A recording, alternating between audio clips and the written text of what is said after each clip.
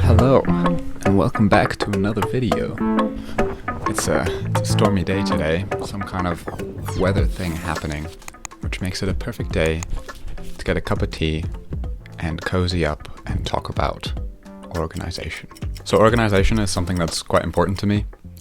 If I wasn't organized, I wouldn't be able to get involved with all of the theater, YouTube, film, JCR, tutoring, all the stuff that I get up to on top of my degree while I'm here in Cambridge. A friend of mine recently told me that I should make a video about how I stay organized and do all of these things, but I was always scared of coming across as a wannabe life coach, someone telling you to live your life exactly as I do. I'm just as flawed and imperfect as anyone else, so please don't take this video as advice. This is just how my life is going for me right now. My organization scheme underwent a pretty big change recently, which I'll get to in a minute, but first I wanted to talk about how it looked like until then. Until a couple of months ago, all of my organization was split between a bullet journal and a Google Calendar.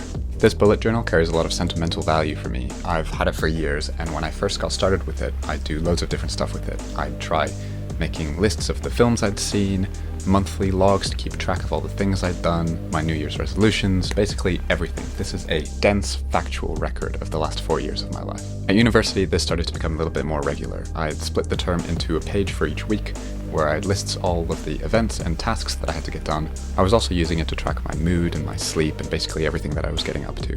On the digital side, my days were structured around a Google Calendar. The Google Calendar is for all of the events in my life that have a fixed time, so lectures, supervisions, practicals, meetings, film shoots, basically anything that's going on. The main problem with the system is that I started to have slightly too much going on for these little boxes in my bullet journal to accurately capture each day. And although I love having a physical thing to hold, it started to become a little bit impractical. Also, just having a list of tasks to do just led to me always getting my university work done, but never actually getting around to the fun and exciting things like making YouTube videos, which I never properly prioritized. And this meant that as my uni work became more and more, slowly I stopped making as many YouTube videos, which was a real shame for me. So over Christmas, I developed a new system which I've been trying out this term. Oh, looks like the weather's calmed down a little bit. That's nice.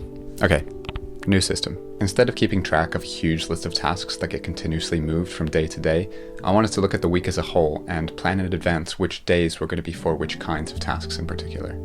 Also, I decided to stop using my old bullet journal and move everything to an online to-do list app called Todoist, which isn't the sponsor for this video, because why would it get sponsored? In early January, I scribbled down this manifesto for what my work life was going to be like. Basically, it goes like this.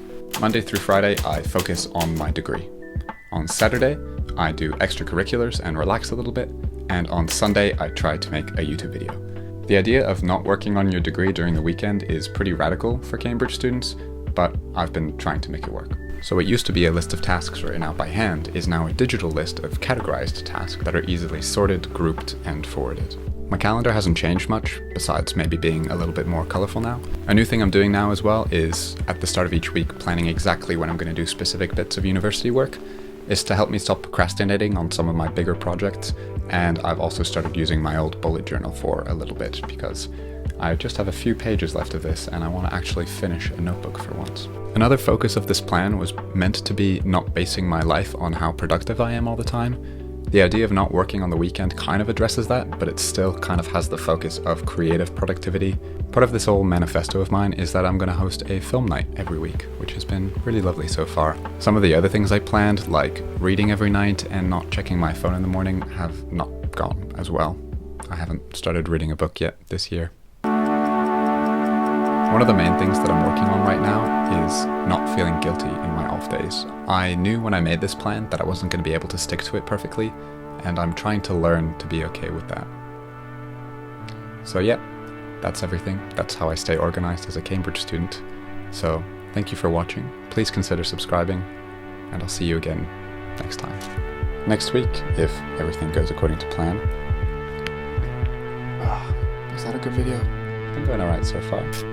5 weeks in, 1 video a week. Let's see how far we can go with this.